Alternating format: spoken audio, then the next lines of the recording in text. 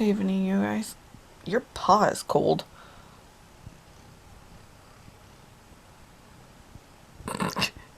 Anyway, so I thought I'd give you a quick update on the doctor's appointment. It didn't quite end up the way I expected, but I am pleased. Not so much my husband. So, we went in and I talked to him, and I started getting a migraine from the fluorescent lights. Sorry, you guys, I can't stop yawning. It's like after midnight right here, right now. And so, oh, they had just cleaned the seats. They had a couple chairs in there right before I walked in, and oh my goodness, it reeked of alcohol. I almost threw up. That made my head pound. Anyway, and so, we were talking, and he said, he wants to rule out and make himself sleep better at night, and I have to get an MRI with contrast. He said that they're not really symptoms, but the markings for an aneurysm. He goes, do I think that's it? You've got a lot of the stuff that can happen with an aneurysm. But I'm gonna say no, but we're gonna err on the side of caution. And I just looked at him and went, okay. And he asked why I hadn't gotten one before. And I said, I am claustrophobic, and it is really hard. I don't particularly want to be put out completely, but if they could give me the stuff I had for my colonoscopy, I'd do that. I just don't like the IV. So, yeah. Such a big baby. He's like purring up a storm. Anyway, and so, we're gonna do that. He said, live a fragrance-free life, which I can't. I'd have to live in a bubble alone. He said there are foods. He goes, and there is a long list of foods that can be a migraine headache trigger. And he's like naming off some things like nuts. And he's like peanuts. And I was like, nope, those are evil. I was like, I have diverticulitis. We don't get along. You okay, Baggy? His nose is plugging up and he's trying to sleep. He snores quite a bit, but he's making a weird noise right now. Anyway, and fruits. There were a lot of fruits that he named off. Processed meats.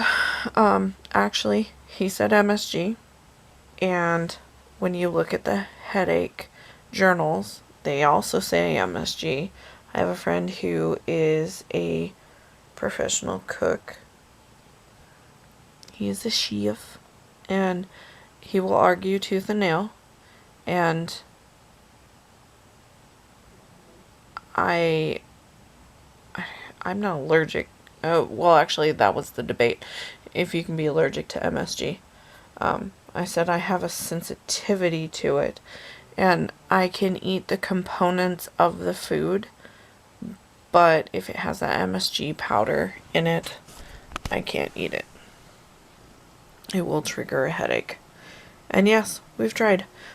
It was something simple. I don't even remember now. Anyway, not the point. But there were just,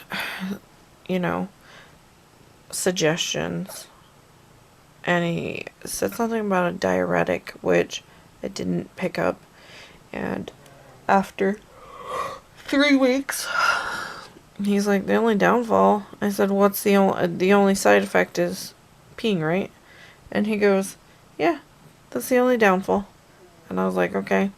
So once I start them, 3 weeks from when I start them, I have to go get blood work. We were going to do a baseline, but they kind of opted out of that and just said, we'll just check it in 3 weeks and see if he needs to up it or whatever.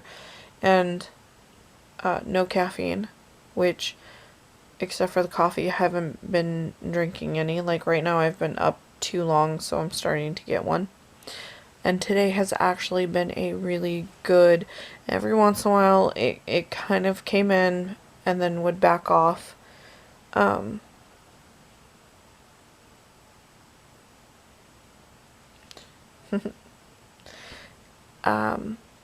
But I've got stuff to do, so they never stopped me before.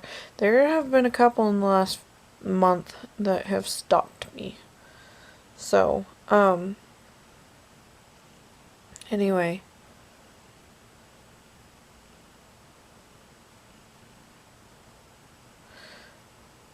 Yeah, migraine or a headache, and I'm starting to, like, zone out. What else did he tell me?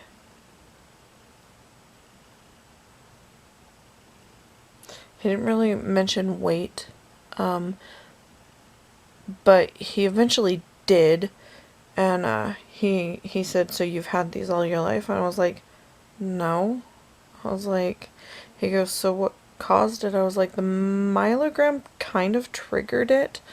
I said I had a weird side effect and I had to have a blood patch. And he goes, yeah, that can happen. It is kind of rare, but it isn't, not gonna happen kind of situation. I said, can it be possibly from that? And he said, typically our studies have shown even if the blood patch with you, like, didn't work, it still takes a month. I was like, okay, because sometimes have the intensity headache from, like, when I had that done and was having the side effect. But not like that day. That day was scary. I said, I've lost just about 200 pounds. He goes, then you started getting headaches? And I was like, yeah. And I forgot when I was 19 for, I don't know, a couple months, I had stress headaches. Had to be on caffeine pills. And then we were talking about that. I'm supposed to be on a high caffeine, high salt diet. He goes, both things they're just trying to give you headaches at this point. And I was like, yeah. I was like, I don't always follow it. Like right now, I have 10 ounces of coffee in the morning. And then I have water during the day. Right now I'm on a juice kick. Like orange juice and grapefruit juice. And I don't know what it is. I love those two mixed together.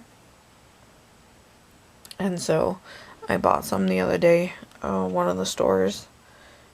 And when I had gone to the doctor, they were having a like cereal sale or breakfast sale, and so I got some cereal and stuff. And right now I'm like in love with Cheerios, so I picked up some Honey Nut Cheerios. What did I get?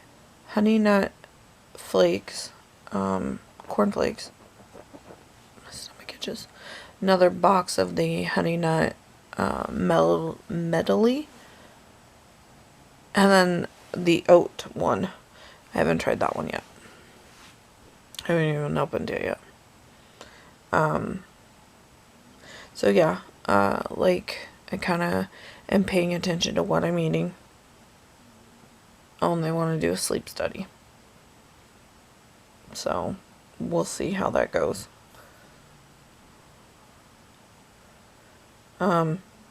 Go to bed at a certain time, get up at a certain time.